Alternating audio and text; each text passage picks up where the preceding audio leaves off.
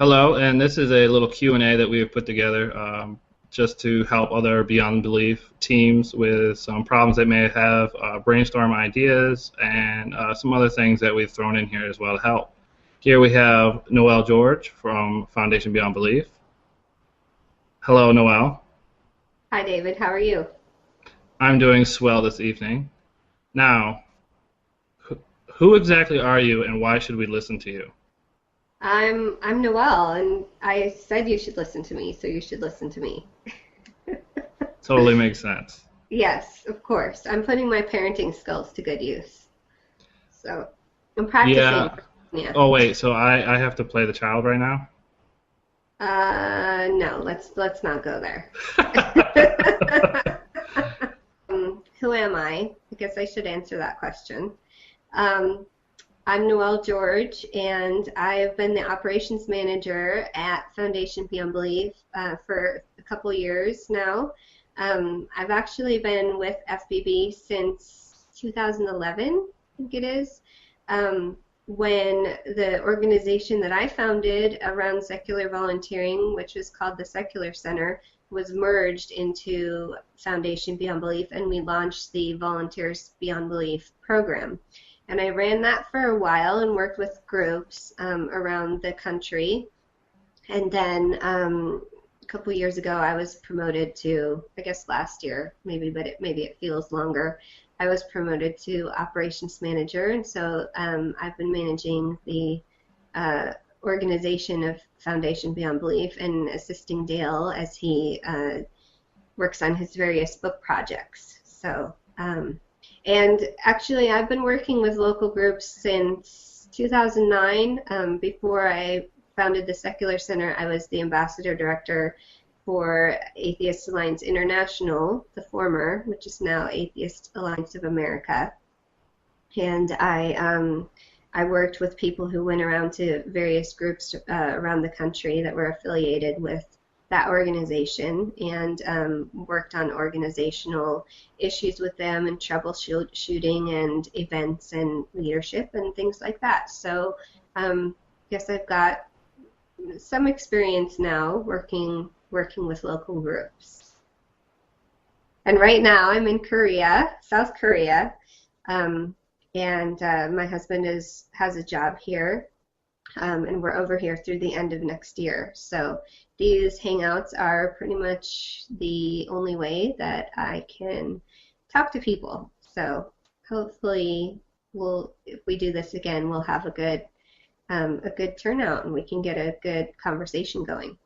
Well, so on the hangout group, there was a couple votes for things that people wanted to discuss, and what were they?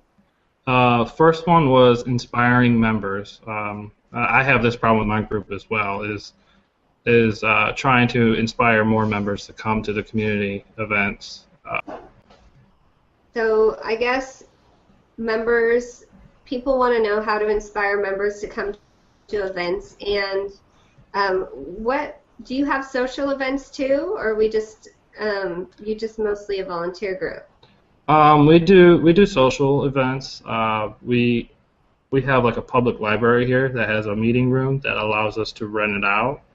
And the problem that we have with North Florida Atheists is we are a newer group, a young group, and so I don't know if it's a fact of getting members comfortable with one another.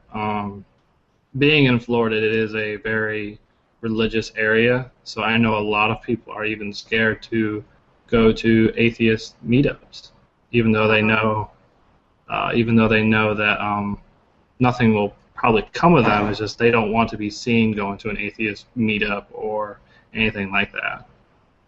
Okay. Well, one thing that I've seen in groups is it definitely takes newer groups a while to get some cohesion within the group. You're going to have people that are coming and maybe it's not quite what they thought, and it takes a while to build up your core membership. So if you're a meetup group, a lot of people are going to sign up and they're going to click on, follow the group and stuff, and it's going to look like you have a lot of people. but the people that actually come to your events are going to be a lot less. And part of that is, there's part of that segment that, is just kind of interested in what the group is doing, but they're kind of working up to the idea of coming out to an event. Part of it is that people want to come to an event, but maybe their scheduling doesn't work, and that's especially true, I find, with parents, because you have the kids in the evenings, and then often you have the work or whatever, so it's more difficult for families to find a good schedule. And that's why it's really good if a group wants to incorporate families to really think about making family-friendly events, doing things around kids. It doesn't have to be an event that's like all about atheism. You can just do like, let's go to the community pool and bring your kids. You can just do things like that. So for a new group, it's important to not just do charity events, which is, really what FBB is all about. But, I'm going to digress a little bit and say that, you have to do group building events too, community building events. And they don't have to be centered around atheism. Some of the most successful groups that I've seen do events that have nothing to do with atheism. They have bike riding events, or a fellowship of Free Thought Dallas is one. They're a very strong community. They have very great variety of events, different times, different types of events. You can have the pub type meetups, or you can have the lecture type meetups, and you can have the social activity type meetups. And it really depends on your group and what the people in your group are interested in, because in what your vision of the group is. And so you have to think about that. And one thing you can do is you can poll your members and kind of see, for the next event, what would people like to do? And you can give them a couple different options. So if you feel like you don't know your group that well, put a poll out on your social media page or on your meetup page and ask people what types of events they would like to do. And another thing that I think can be really useful for getting members engaged is because, a lot of times atheists and humanists are like big know-it-alls. We like to say our opinion, and we like to talk about stuff. And so one really good way to kind of bring people out and get people engaged is to ask their opinion, and have like a brainstorming type event, have a community planning event. And this is a really good way to recruit people to help you as leaders. And they don't even have to be official leaders. So you can set up a planning event. Say we're going to plan the next 6 months of events and things. Make it in a restaurant or some kind of a more fun social setting. And then at some point, just get people to write down on paper or have a group discussion, or or lead it in a meeting style, whatever you're comfortable with, and have people start brainstorming ideas. And if you pay attention and kind of watch people, you'll see that certain people will get really excited about a particular idea. And you might not be as excited about that idea, but if they're really excited and passionate about that idea, then they're going to be more likely to take on planning that particular thing. And I think if you give people a specific role or event to plan, just say, why don't you plan this, make the arrangements, and be the point person, then you're not having to do it for all the events. And that's another good way for you to get more diverse type events going and get some help planning them so that you're not having to do all the work. I know that the BBN team is kind of working on theme months and things like that. And one really good way to make an event fun is to pair it with a holiday or a special day. Like at your solstice party, the solstice parties are coming up, you can pair something with the solstice party. It doesn't even have to be a go out and do something volunteer type event. It could be a fundraiser, it could be a raffle, it could be, we're going to serve these fun drinks, or we're going to have a cookie plate, and you pay $1 or $2 per cookie, and whatever we raise is going to go to this. It doesn't even have to be anything, big and glamorous. You can incorporate fundraising and service type activities into any event. One group in Houston, Humanists of Houston, every time that they have their main meetup per month, they collect canned food then they donate it. And it's nothing that requires that much extra work or anything. They just post a note, and you can do this with clothes or other things. If they post a note, they ask people to bring it, and then all they have to do later is deliver it to where they're delivering it. So one of the things I've noticed with my group is I thought it would be easier to set up the same event every month and then maybe set up like a routine for people. But I've actually noticed every month I have had less and less members. Is there anything that you could recommend as far as coming up with different ideas or something to keep encouraging people members to keep coming? Right. I think that it's definitely a challenge especially for a new group, but also for older groups, to keep things kind of fresh and interesting. And so I've had groups ask me this question in the past, either that or we're kind of running out of new ideas for events, or another thing that this can help with is if you're struggling to find people to help you plan events. So what you can do is, and I think this is a good practice for all groups to do twice a year or once a year, depending on the size, or even more often depending on if they're very large groups, is to have a brainstorming or a planning meeting, and you plan your next 6 months events, or you brainstorm your next year's events. And it's nice because, a lot of atheists, we like to give our opinions on stuff. So you'll definitely get people out who want to help and have ideas about events. And so it's a good way to brainstorm and get new ideas for different types of events. And so as you're doing this, if you watch the people, you'll see that certain people are very excited about a specific idea. About an idea that they have or an event that they have. You might see them spend a little extra time to kind of try to convince the group that it's a good idea.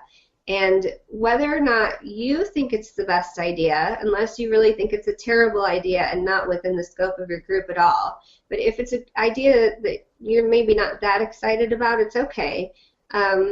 You can ask that person to help plan the event. And if they're particularly excited about the idea, then a lot of times they'll be open to helping plan the event.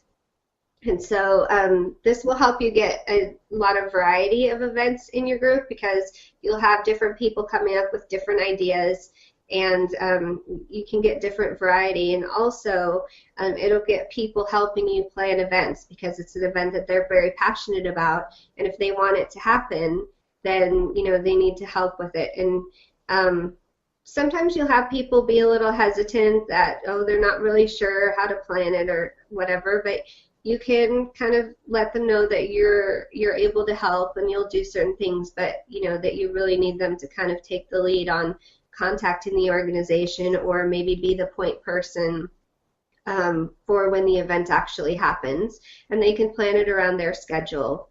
And this also has another good benefit in that you don't have to be at every event. You can have other people being at events and kind of being the person that people are knowing is going to be there.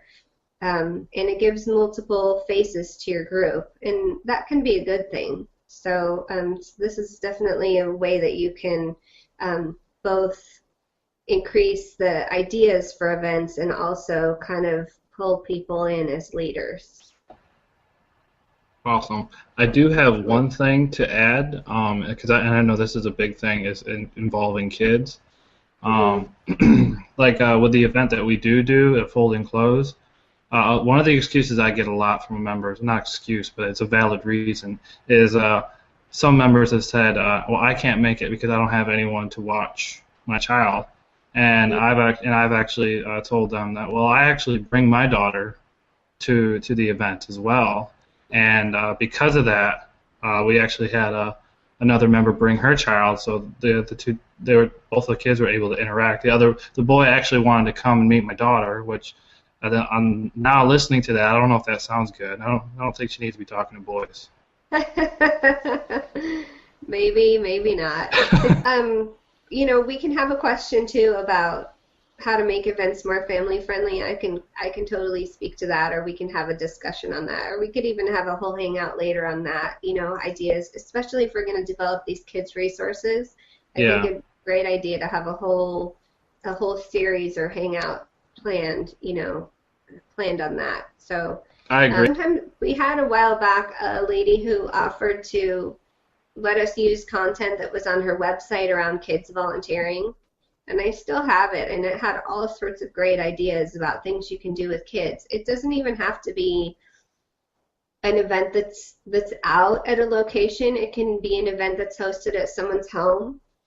Like bring your old clothes.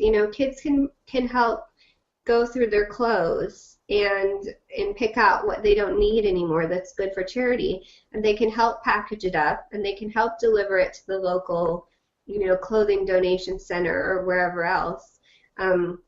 You can take them on a little trip to the Goodwill store or something like that, and show them where the clothes end up. It doesn't have to be the way that we traditionally think of volunteer events, where it's like, we have to go somewhere and we have to do hard labor, and get dirty, or, go somewhere that's not very fun or not necessarily very safe. It can be all sorts of different things. Or you can bake cookies with them. This was something that a local group did that I thought was a great idea. You can bake something with them, bake cookies or something, and then take it to the fire station or the police station, and thank the people for their work, and let them give the cookies out, or give that, or they can have a lemonade stand, or sell something like that and raise money for a certain cause. Kids can do these types of things. We just have to change the way that we think about volunteer events and service type activities to make it something that that is safe and that's easier for kids. And they can even do gardening type events and tree planting type events. Kids of certain ages can help with that. One group that was really centered around kids, Valley Skeptics in the Park, they did a beach cleanup with kids. And you can bring your kids, and your kids can play on the beach, and they wear gloves. They can help pick up the trash if they're a certain age. I know there's a lot of beaches in Florida, although I don't know how many you have where you are, but even a lake cleanup or some other type of cleanup that's more of a park, kid-friendly type setting is okay.